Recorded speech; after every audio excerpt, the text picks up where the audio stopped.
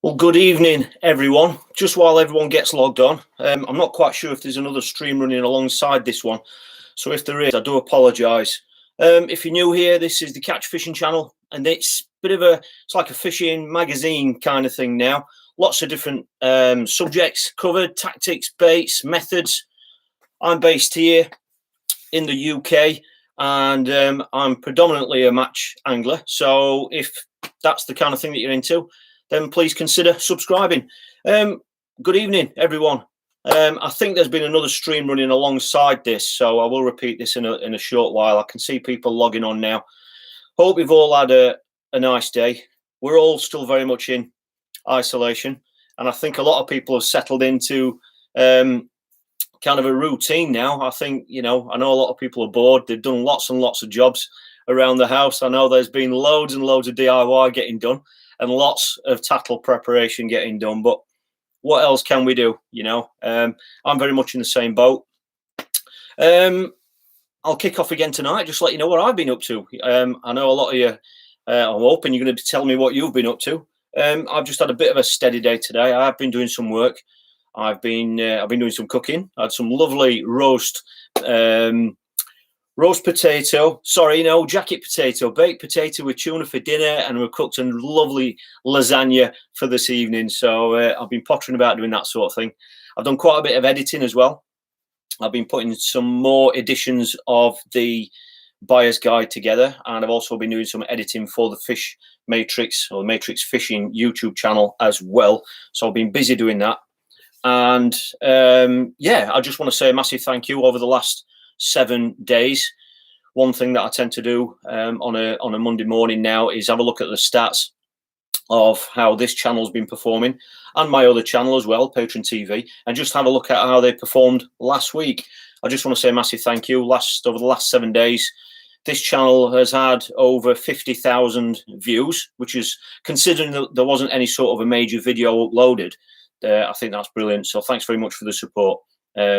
Just out of interest, the videos that get most of the views are the live match videos, and obviously the sessions from the bank. The more tackle room stuff, obviously there's a lot of people interested in that sort of stuff, but it doesn't really create a mega amount of views. So to get over 50,000 last week, considering we haven't been able to leave the building, is brilliant. So thanks very much for the support on that, and please keep letting me know what kind of content you want to see. I do read a lot of the comments. I'll be absolutely honest with you now. I'm getting close, or I've produced about 300 videos now, and so they've all got comments underneath them. And obviously I can't read every comment now because there are too many videos, but I do scan through a lot of them. And obviously if I get personal messages for video topics and subjects that you want to see, then I add them to the list, and that helps me give you content that you want to see. So just while we're on about content, I want to let you know that, a lot of people, a lot of companies and a lot of individuals are flooding certainly social media at the moment and YouTube with content. They're absolutely hammering it. And I'll let you know 100% that I will continue uploading like I am doing. I'm in this for the long haul. We might be in this same situation in 2 months' time. We don't know. It could be 3 months. So who knows? But if we are, I pace myself with the content. So I'm going to keep bringing content out. I think some other people might have run out of content by then, so I'm going to try and keep it a bit fresh for you, and I'll keep doing these live streams as well while other people are logging on. Because I like to hear what you're getting up to, and I'd like to just keep in touch with you really when unfortunately we can't get out on the bank at the moment, so it's just nice to touch base with you. So thanks very much for that, really appreciate it. I've got some other bits of news for you, but I'll let you know about that in a little while. I can see how many people are logged on, so I'll give everyone a chance to log on, and then I'll have a quick catch up with you on what's coming up and what I've been up to and that kind of thing. So great to see everyone logging on. Hi Jason, good evening mate, hope you're all right. Matthew Trump, hi mate. Oh, loads of people here again. Thanks for everyone for... Oh, happy birthday. Thanks, Danny. It is my birthday. I didn't broadcast it. I think the only way anyone knows is because of Facebook, and it lets everyone else know. So thanks for that. Yeah, I think it's classed as a steady birthday, this one. I'll certainly not be out with the lads tonight or anything like that. So I'll have to do it double next year. So thanks for that. I appreciate that. And thanks for all the messages. I had loads loads of messages on Facebook and on Instagram as well. I will reply to them all when I get a chance. I've replied to a lot already, but there are so many. So thank you. It's really nice of you. Thank you. Good evening, everyone. Hi, folks from Nottingham. Hi, Paul Riley. Tim, good evening, Tim. Hope you're keeping well, mate. Good evening, everybody. What I'm going to do is I'm just going to go through these. Good evening to everybody. Thanks very much for all your kind of messages here. I want to see if there are any quick questions. I will let you know that I had a couple of people kind of complain a little bit to me that I haven't had a chance to answer their questions on here twice. I just don't get. I can't do them all, you know, because I haven't got anyone else here reading them. So I'll do my very best to go through them. But just to let you know, if anybody is interested, super chats are now enabled on this. So if you really want your question to stand out, then that is an option for you. But I've done that just for those people, and I do apologise if I don't get a chance to answer everything. Let me read some of these out so we can all check in with each other. Mike Weldon, how you doing, Mike? Good evening, mate. My wormery all set up, thanks, and advice. Just hope they start breeding. Oh, great! So you've had a chance to do that. Let us know how your wormery goes. Is it? I assume it's for dendras. Have you got some and bought some and put them in there? How have you kick-started it? And what are you feeding them on? Let us know how your wormery's getting on, mate, because that's something I'm sure other people would probably consider doing. Well, now they've got a chance to do it. And we've certainly got the weather to do it as well, haven't we, for spending time outside. It's been beautiful again. I know there's been loads of barbecues. Good evening, everyone. Graham Long, bored. Yeah, I can totally relate to that, mate. Bored. Everyone's bored. Yes, we're all keeping well. Dad's very well, thank you. I know probably some people are going to ask about Dennis White. I haven't heard any news or seen any news from Tommy's posts on Facebook, so we can probably take that as good news. No news is good news, I guess. So let's hope he is all right. So I will let you know more details about him, you know, how he's getting on as soon as I hear. Okay. Good evening, everyone. Stephen Even Peters. Hiya, James. All right. Hope you're all right. James Atkins. Stu Lawrence. Hi up, Stu. Bored to tears. I'm seeing that more and more now. I think everyone's kind of almost reached the threshold now of finding things to do. I think a lot of them have done the jobs that they didn't want to do or they were getting persuaded to do. I think a lot of them tasks are done now. That's what I've seen the trend of today. And a lot of people have gone over onto their tackle now. It's like they've earned all their brownie points and now the rest of the time they can spend on the tackle. So I think the biggest thing I've seen today is people are trying to guess when they're going to be next back out on the bank. So it's like, you know, the Riverfest tickets were meant to go on sale today, but I think there was a technical issue. So they're going on sale tomorrow at 12 o'clock lunchtime, I believe, on the Angling Trust website. So obviously they're hoping that's going to go ahead. They're still selling Fishermania tickets. I know there's been one or two lads today getting the kit ready for the World Pairs in September. So they're obviously hoping they're going to be there for that. So yeah, let's hope. You know, we're not going to be long doing what we're doing. But let me see if there's any more any comments on here for you. Tony Cable. Hi, Tony. Thanks for logging on, mate. Hi, Jamie. Hope you're well. When fishing braid, how do you determine the length of shock leader? Also, I'll not answer that second bit. Determine the length of shock leader. I always like it so that when you cast in, so when you wind your feeder up and you've got a drop of whatever you prefer to have, that there's at least 2 or 3 turns actually on your reel. Simple as that. So if it's a 12-foot or a 13-foot rod, you might want to have a leader that's a little bit longer because of the extra length of the rod. If it's only an 11-foot rod, then you might want a shorter leader. I mean, that's a general guide. Just so that when you're casting in, don't have it too short, that when you're casting in, that you're not, your braid leader and shock leader knot is you're actually casting off it so that that's not under full pressure. Preferably you want that actually on the reel so it's not taking the full force of the cast. So that's a guide. And what's the other question? Also, do you know of any feeder matches around the London area when it gets back to normal? Cheers, Tony. I don't, unfortunately. It's just there are certain parts of the country, and I've got to say I'm really glad I'm not there. I used to moan a little bit because a lot of the matches, the big matches, were in the Midlands, and the Midlands for me is about 100 miles away. And I used to kind of moan about that a little bit because I thought, well, I wish I'd lived nearer because there are more matches in that area. But on the flip side of that, there are areas where there are just virtually no matches. And that seems to be one of the areas, to be honest, Tony, unfortunately. Certainly when you get down that bottom end. I know Brian Nesbitt was running some matches, trying to get some feeder matches going as well. I don't know if that was at Nichols Pit and that sort of area down there. But again, it just seems as though there aren't a load of anglers in that area that want to fish that way. Maybe I'm wrong, but no, I don't, Tony. But if you send me an email address, if you send me an email, mate, to that email address, then I'll do a little bit of digging for you. I'll send a message out and see if I can find out for you.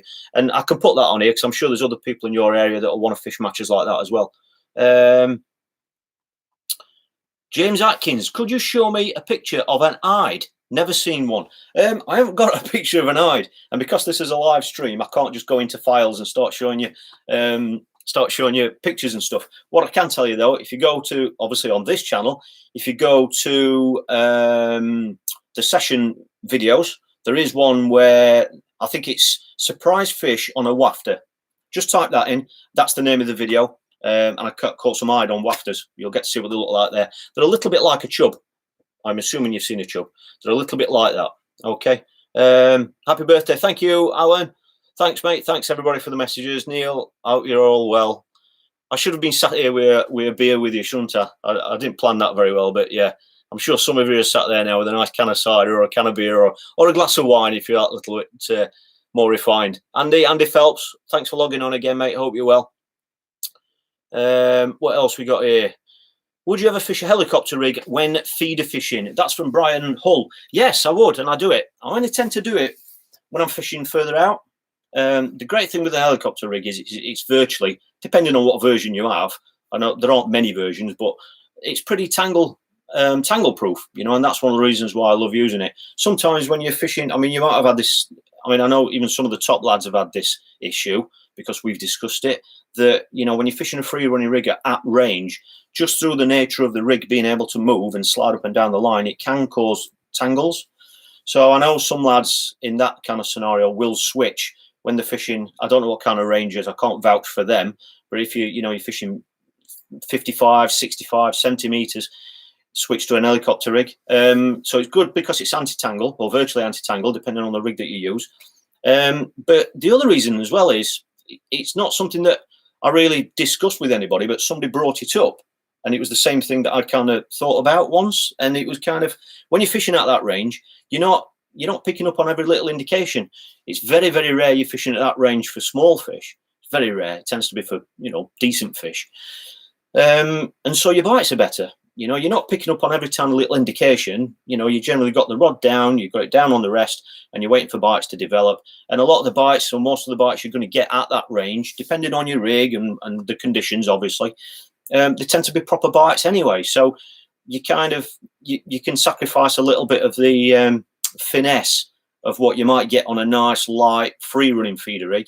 Because the bites are much better. And when you're fishing at that range as well, more often than not, whenever I'm fishing at that sort of range, places like Southfield and these reservoirs that we fish, there tends to be tow on the lake or reservoir as well anyway.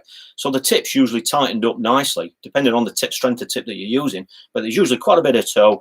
So the rig's tightened up as well. And that, again, just increases the bites. And a lot of the time, most of the time, the fish are on anyway. So in answer to your question, yes, I do like helicopter rigs. But I don't know which one you're using. But when I use them, I just like to keep them as delicate as possible. So a couple of nice little float stops pulled onto the onto your shot leader if you're using a shot leader or your main line, and then just a nice tiny little swivel, just so it's even more tangle free, if that makes sense. So I hope that answers that for you. Thanks for that, Brian.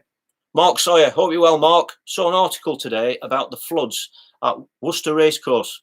They rescued 600 pounds of stranded fish after the floods. Unbelievable. Wow, right, okay then. I haven't seen that. I'd like to see that though, Mark. If you can let me know and let everyone else know where that is, I'd like to see that. If it's got more detail, what sort of fish they were. And gather they've gone in there, I don't know, out of the local lakes and things. I don't know. But can you let us know where you've seen that, please, Mark? Thanks for that, mate. Jeff, I don't know how you pronounce your surname, Jeff. Sorry, is it Lukins? Lukins? Hi, Jeff. Do you think the feeder can beat the pole? Yes, I know it can. Not on every occasion, but yeah. I've talked about this before. There are loads of times when we've always considered the pole to give you the best presentation. One of the things that we always start to do is when we start trying to refine our feeder fishing and the way that we approach feeder fishing, we used to copy a lot of the things that we use in pole fishing, and we still do. The way that we feed, the way we try and present the bait. But, let's face it, most of the time, if you can lower a nice pole rig in at dead depth, nicely shotted rig, dot the float right down, and obviously when you do get an indication, you can just lift the pole. The presentation's fantastic. However, I've seen on more than one occasion when the feeder has beat the pole, and I don't mean somebody casting a feeder at 40 meters has beat someone fishing the pole at 13 meters. I mean, you've had a feeder angler, because I've done it myself, and you've had a pole angler next to each other, both fishing 14 meters, and the feeder anglers beat the pole angler. And the reason why I'm going to tell you this quick story is because I think, well, there's two reasons for it, in my opinion. One is the obvious one, which is when it's towing hard or there's some flow, then obviously with a feeder, you can present a dead bait. And quite often that is, you know, a better way of trying to, you know, instead of trying to lay a pole rig on and hold it still and all that, you know, instead of doing all that, sometimes the feeder can just, because you're presenting the bait dead still, it can outfish the pole. Okay, we know that. But the other scenario is I fished, it was a Larford silverfish match, and I drew next to an angler. I'll not name him just in case he doesn't want to get mentioned. I don't even know if he's on social media, but a very good, he's an international angler, or was an international angler. And the conditions were perfect for the pole. There was just a light ripple on it. It was on Spessy Lake. We were over on the far bank, just at the bottom of the ramp. I can never remember what peg numbers those are. High 60s, maybe 70. I don't know, but just down the ramp on the far bank, on the shallow bank. The conditions were perfect for the pole, and slight ripple, and it's deep there. It's about 12 foot deep on that line. And to cut a long story short, he had one fish on his pole line. He was loose feeding casters, putting little balls of ground bait in. He did everything exactly how he wanted to do it. If someone had said to him, how would you want to be able to fish that pole? That was exactly how he wanted to fish it. And yeah, I think he had one. He might have had two skimmers on it, or bream. And I was next to him, and I've had something like 18 or 19 next to him. And I'm a massive believer that we fed both our swims very similar. But the key difference, the key detail to what we were both doing different was he was cupping balls in. I think he might have been loose feeding caster over the top or something. I'm not sure, but he was doing it exactly how he thinks it should have been done. You know, and he's an international angler, so he obviously knows what he's doing. Very good angler. But obviously I'm at the next peg and I'm fishing a feeder, and I'm fishing a little cage feeder. And I think the key difference there was, I think the reason why my peg kept going longer than his was because that little feeder was plopping in and falling through the water constantly, because it was quite a mild day as well. I'm pretty sure the fish they weren't down there grazing, they were up in the water. In 12 feet of water, they were up in the water. And I think that's why most of the fish I caught that day were virtually instant within the first 20 seconds. And I think what it was the fact that it was a nice little wire cage feeder, which in effect is a little ball of ground bait, just plopping that in at 14 meters, and it just kept falling through. And I was only leaving it in 3 or 4 minutes before it was back out and back in again. And I think that was the key difference there. So the feeder obviously beat the pole on that particular occasion, but I'm a massive believer that was the reason for it. I might be wrong, but when fish are up in the water, quite often a more active feeder approach, in my experience on those sorts of venues, when the fish are up in the water, it can just keep enticing the odd fish down, and you can just tick over nicely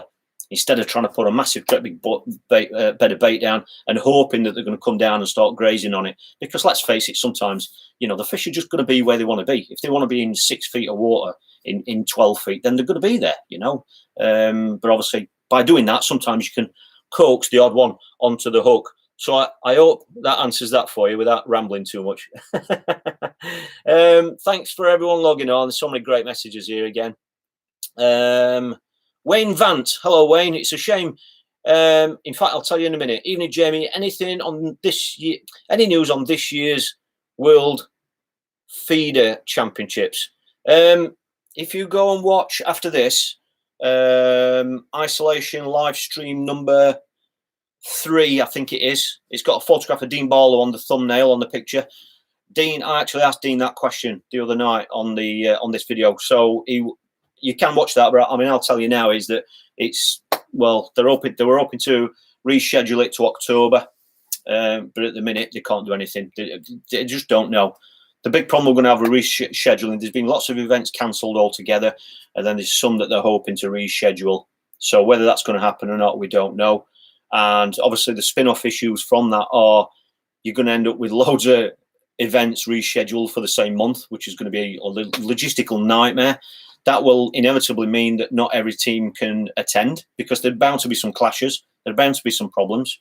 And the other issue is, if the situation that we're in right now hasn't cleared up long before October, there could quite well be, and I can honestly see teams not willing to travel, because they obviously want to make sure that it is as safe out there as what they are hoping. So again, you're going to end up with low attendances, which nobody wants that, do we? But like Dean said in the video the other night, family and your health comes first. We all love fishing. We'd all love to be out there on the bank right now.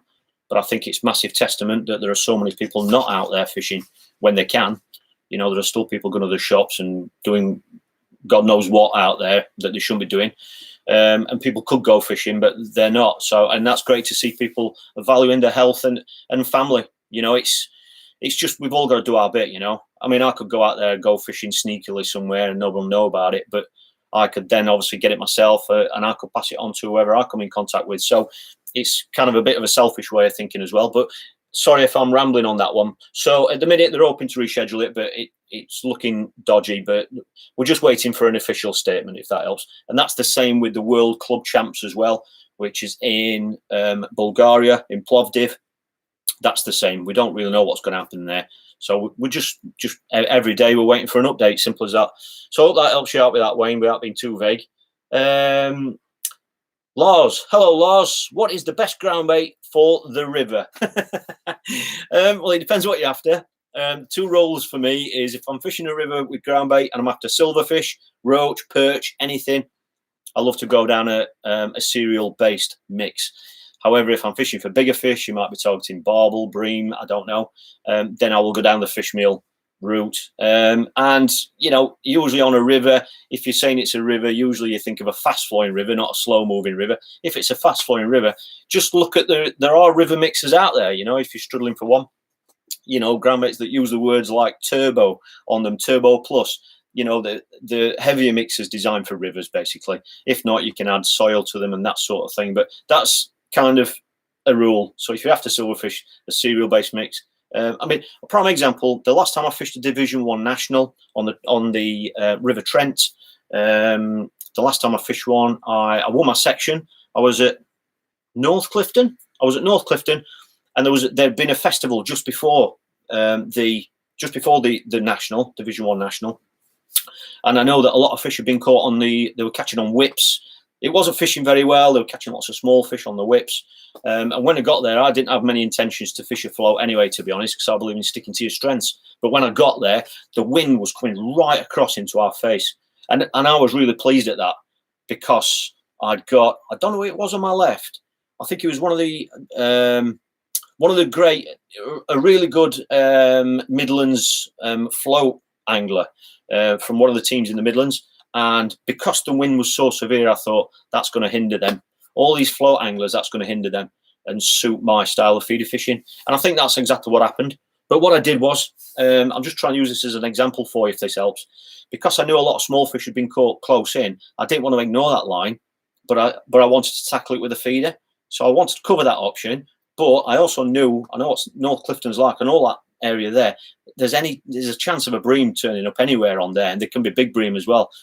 So I wanted to cover that as well. So all I did was, at the start of the match, I mixed up some, I'll tell you exactly what it was. It was Bait Tech Pro Natural Dark, which was the ground bait we were using. It's a cereal mix, lots of bits of hemp in there, some molasses, quite a bit of crumb. And I mixed 10 balls up, 10 good sized balls. And I put some casters in there. And because I heard that's what they'd been feeding for the fish on that short line. So I've got 10 balls of that ready with caster in. I think I put a tiny bit of chopped worm in as well, because I heard they'd been catching some perch. So I've got 10 balls ready at the start. And then I've got a line clipped up at about 50 meters where I was going to fish for bream. And that was with a strong fish meal mix. What mix was it? It was a Sauna Baits Match Method Dark on its own. And that was going to be my bream line. Further out with a bigger hook on, you know, fish 3, 4 maggots, pieces of worm, whatever. And that was my approach, simple as that. And the wind was hacking in. So right on the start of the match, I had a short rod set up. It was just I don't know if it was 11 foot or 12 foot rod. It was a 12-foot rod. And all I basically did was, at the start of the match, I put all 10 balls in and I underarmed them as far as I could comfortably put them in. underarm. And then what I did was, as the last one went in, I picked my rod up, which already had a bomb on it, the shorter rod, and I just flicked the bomb right on the top of where the balls had gone in and clipped up at that. All right, because I didn't know what kind of range I could comfortably throw those balls in. So by doing that first and then clipping that up afterwards, I knew that that was going to be bang on where that bait had gone in. And that was it. I put that down. I picked the other rod up and I fished for bream in the middle. And I fished out there in the middle for about an hour and a half. Didn't catch anything, never had a bite, nothing. But then I've come on the short line and I've had something like 38 or 36, I think it was, small fish, little roach and perch. I think half of them were perch and roach. So I caught them over that cereal mix. And then when it got to the latter stages of the match, I just kept rotating, going on my longer line just to keep some feed in on that longer line. I ended up catching two big, well, one was a big skimmer and one was a proper bream. I think I had exactly 5 kilo. It won the section. The 70 or 80 peg section, wherever it was. And I remember it because Rob Wotton was at the other end and I just beat him by 200 grams. If you're watching, Rob, sorry, mate. I know you're a bit gutted about that, but, you know.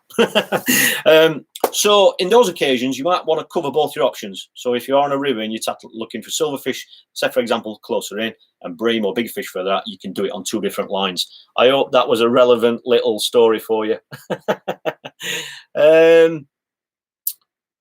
Mad about carp fishing. Hello, mate. Jamie, how would you remove your line off the reels so you can put new ones on? There's different ways of doing it. Some people, I mean, I've just mentioned Rob Wotton. Rob actually did a video about this a few months ago now. And all he does is he gets his drill with his whisk.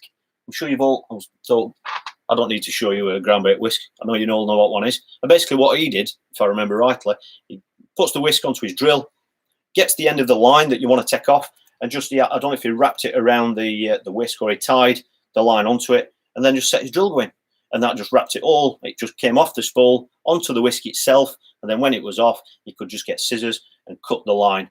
One thing, don't forget, dispose of your line properly. There are bins in tackle shops and all over. You can have a look on the internet. They will take all that unwanted line off you. But that's one way that he did it. And before, what I've done is I've got the spool itself. I've got the spool itself and I've just got a razor blade and just cut it down the middle like that. It might take 3 or 4 different cuts and then it just falls off and then you can dispose of it properly. Just simple as that.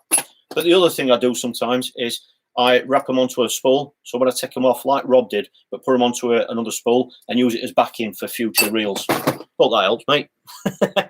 Anthony Hamlin. Hiya, Anthony. Hope you're well, mate. Happy birthday, mate. Thank you. Joined your patrons page today. I know. Thank you very much, mate. I appreciate that. Hope you're going to enjoy the new videos. There was a new video on there today about feeder choices. I've got 10 different styles and makes of feeders and just kind of showing you what, you know, just telling you why they're designed the way they are. And that's why we need to carry the feeders like that, just to do different jobs. So I hope you're enjoying those new videos, mate. Thanks for joining. Oh, you've watched it already. Brilliant. Thank you. Jason Bounds, BBC News, Prime Minister taken to intensive care. Wow, okay then. We knew he's not been too good. I mean, I think last I heard he was on, were they giving him oxygen or something? I'll catch up on that, mate, when we've logged off. Thanks for that, Jason, mate. Tony Vickerstaff. Are all the Horizon Reels shallow spools? Took me ages to load with 10-pound braid. Yeah, it's just so that they're more versatile, you know. If they're all shallow spools, then obviously there's only certain occasions when you can use a shallow spool. Where if it's a deeper spool, you can do both with that. You know, you can either put thicker line on there if you wish, or if you like you're putting braid on, then you can put some backing on and braid as well. So, yeah, the answer to that question. Just to let you know, I've been filming more of the buyer's guide today. So the next video from that series will be on here tomorrow on YouTube.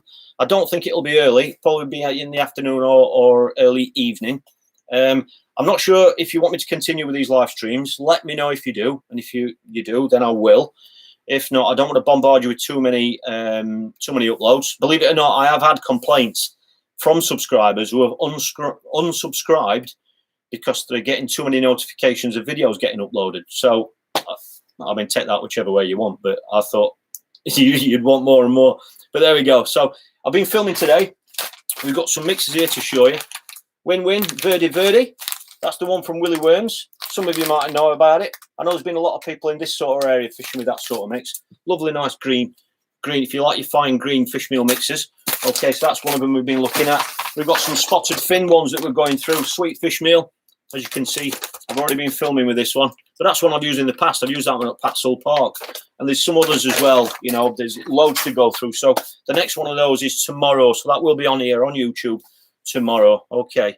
We've got some dynamite mixes as well. I know people have been asking about that. And there are some Boland ones as well.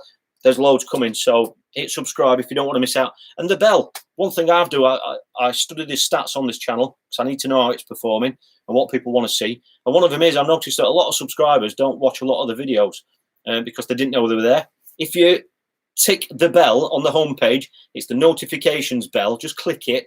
Then every time there is an upload, it will send you a message to let you know. Okay. I know that a lot of subscribers don't even know what that is because a lot of the views that I've been getting are from non-subscribers. So, and I know they're not watching from notifications. So just a bit of a heads up that to help you out. What else have we got? You know about the super chat. I've told you about that. Andre last night. I don't know if he's logged on tonight. If you're there, Andre, he asked me a question last night about reels. It was specifically about the 5,500. I've asked Matrix today, and no, they're not being continued.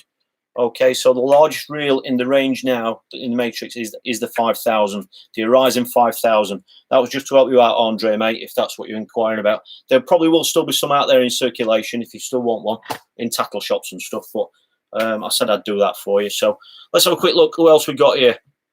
Andrew Saunders, hi, Andy and Anna, hope you're well. Eric, hi, Eric, hope you're well, mate. Hi, Jamie, will you be test any of the Bagum range? I'll be absolutely honest with you.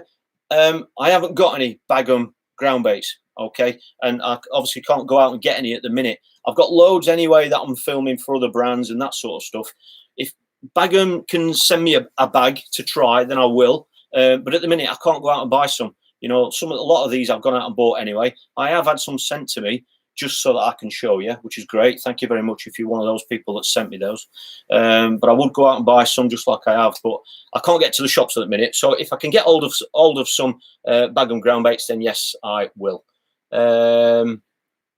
Steve Roberts, how long a hook length can you use on a helicopter rig? As long as you want. Simple as that. As long as you want. You know, the great thing with the helicopter rig is it's quite anti-tangle.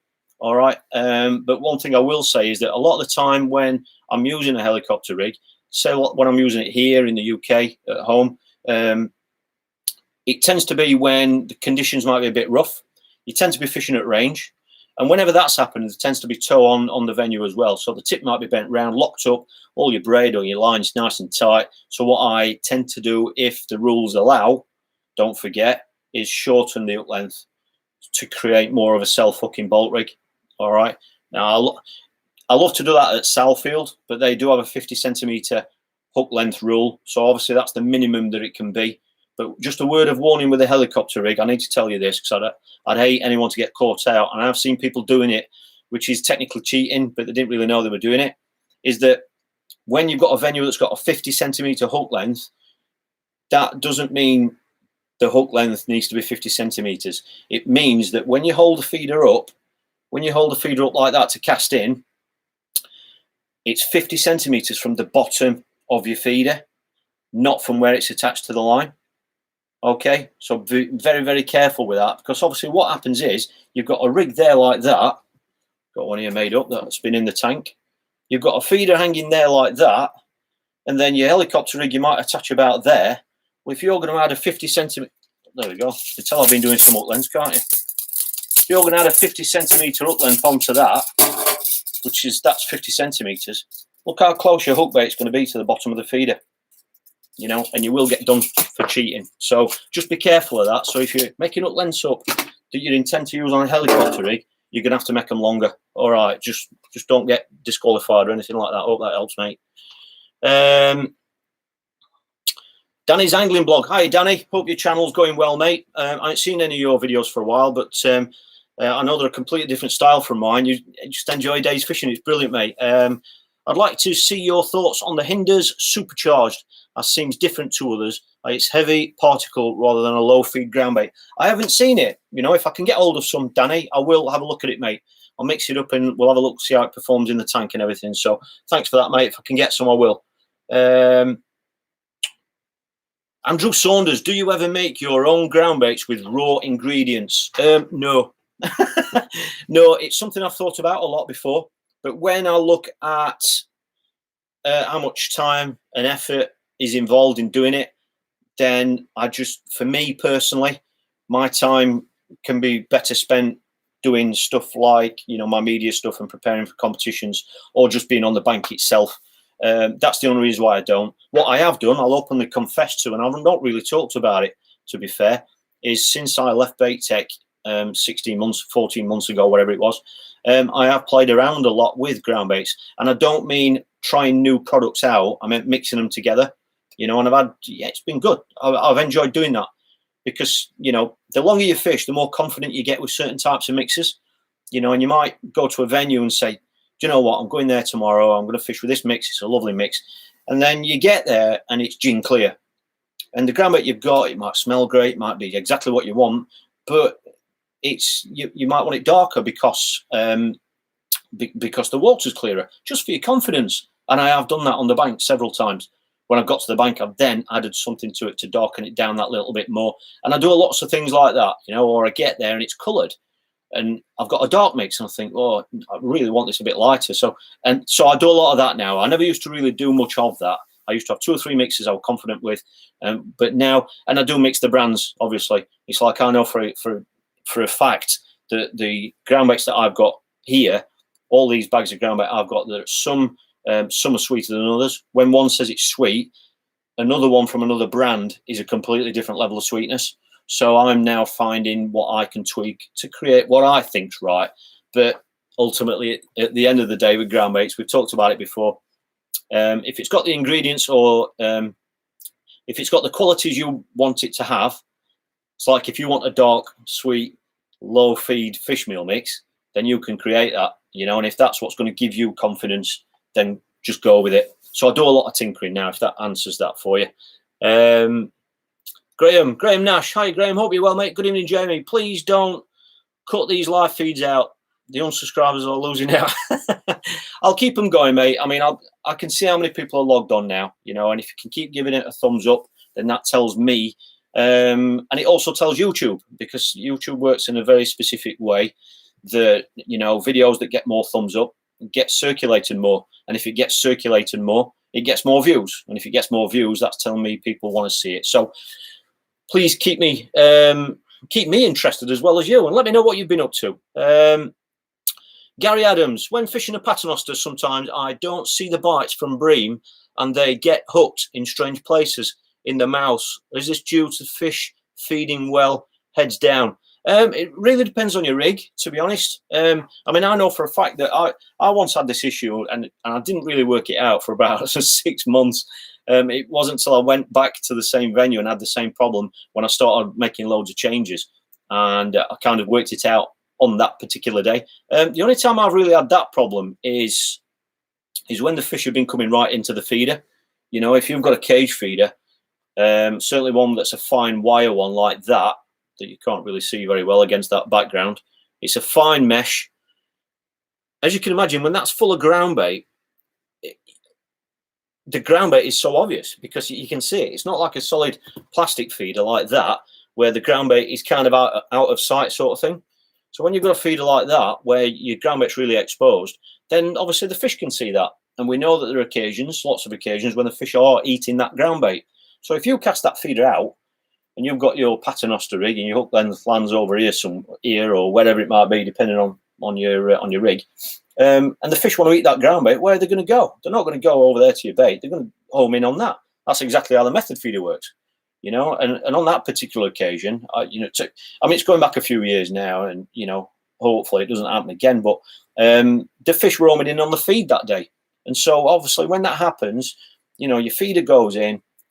That's full of ground bait. That's going to slowly start breaking down. But then you've got your hook length that's landed somewhere here, depending on the length of it. And then you've got some coiler line or whatever from where it's gone down. Well, if you've got a bream or a fish coming into that, it's inevitable that you're going to be getting fish going around the hook length. They're going to be around the feeder itself. And one of the telltale signs is when you're reeling, if you're missing bites or getting silly indications, you know, one of the things you can do is just check your feeder, check your rig, because if there's fish around that rig, quite often, certainly skimmers, they'll leave telltale signs. You know, there'll be little blobs of slime on the rig and that sort of thing, and that's telling you that they're homing in on that.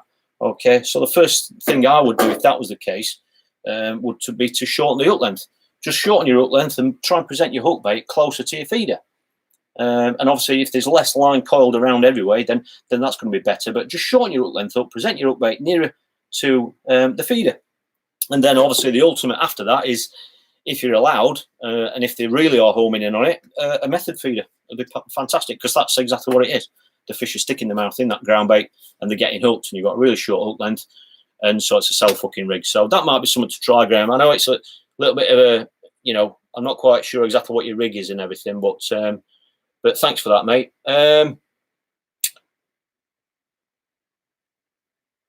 Right, okay, there's so many here I'm trying to catch up on. Martin Everett, hi Martin, thanks mate, appreciate the birthday wishes, thank you.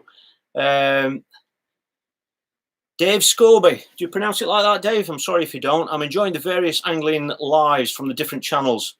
I'm stuck doing gear reviews on my channel. Can't wait to get back fishing again. Dave, please let us know what your channel is. Just pop it in the comments so people can have a look at it.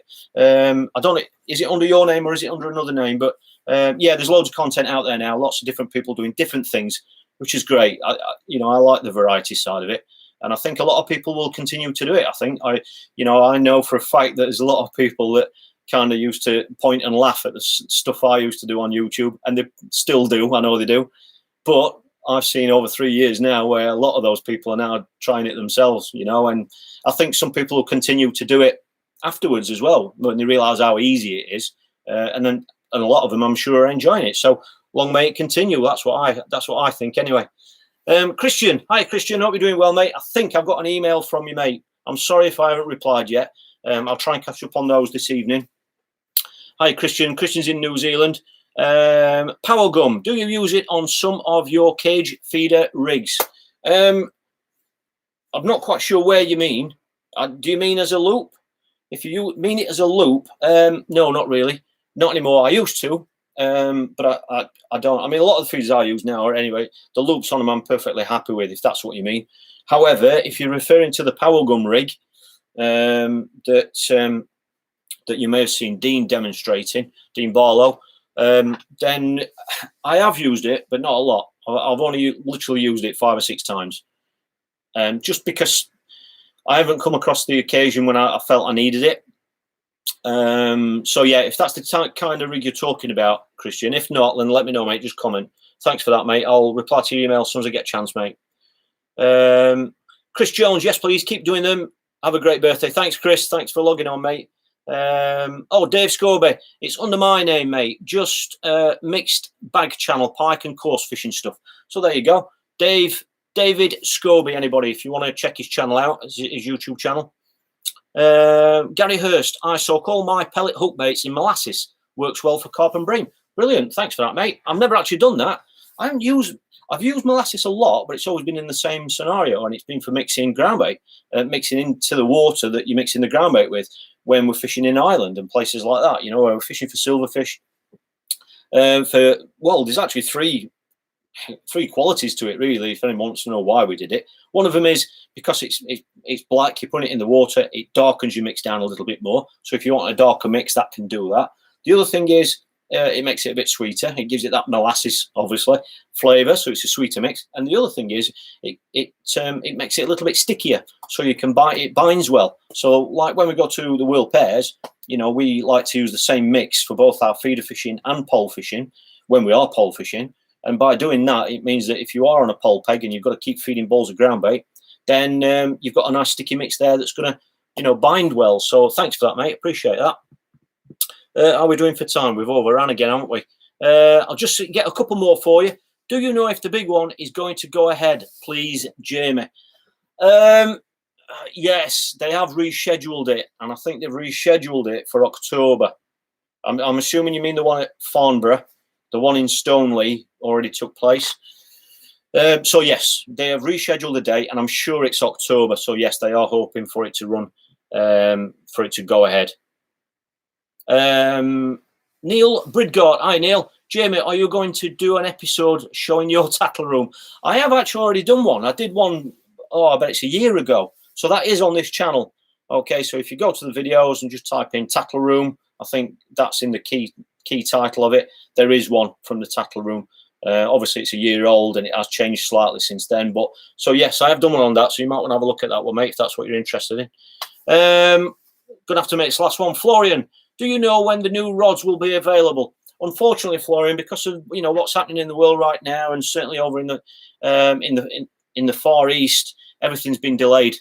But yes, they are on the way. The date has been put back, but the way things are at the minute, we can't put any definite dates on anything because we don't know, what and how long it's going to be before that supply chain is back in place again. So what I will do, I've already made Matrix aware that I'd like to know the date of when we're going to be getting shipments and stuff, and so I can let you know straight away as soon as I know. Okay, but yeah, I'm looking forward to seeing all the new rods as well in the finished state. But yeah, it's we're in a bit of an unknown, aren't we? So I'll let you know as soon as I know, but I'll let you know right here on YouTube. Pat, hi Pat. I'm gonna have to make this the last question, I'm afraid, mate. Pat Falvey, hope you're well, mate. Happy birthday, thank you. Are you and Rich fishing the World Pairs this year, or are you doing any other Irish festivals? Any trips to Inniscarra planned? That's a really nice question to finish on. Yes, we're all in place, assuming the World Pairs is going to go ahead, which we don't know right now. But if it's going ahead, myself and Big Richie will be there 100%. I think he'd go now if we could.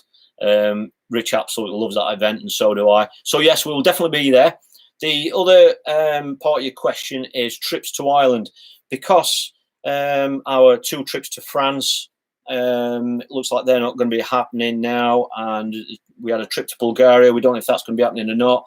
Because there's been lots of cancellations. The Silverfish Festival at Lawford was cancelled. The Southfield 6-match Spring League was cancelled. I've got loads of availability. So that was one of my key plans for this year, if we can get out of this pretty quick. So if this clears up quicker than expected and we can get to the World Pairs, we will be there. But if it clears up and we're allowed to travel before then, I will be going over there. I'm dying to go over there and fish a festival. There are so many to fish. And it will be a feeder festival. I do love pole fishing, but I don't really want to go over there with the pole gear because you need all sorts, and I don't want to take everything with me. I just want to go and fish an individual feeder competition because I haven't done that for years. And the other key reason why I'd love to do that is because my dad has never been to Ireland in any of those festivals. He's just never been. He went once. That was in '91. When I fished for England when I was 19 in the Home International. That was the only time he's ever been. He's never been on any of these festivals. So I'd love to go over there, just myself, fish an individual feeder competition and take Dad along with me.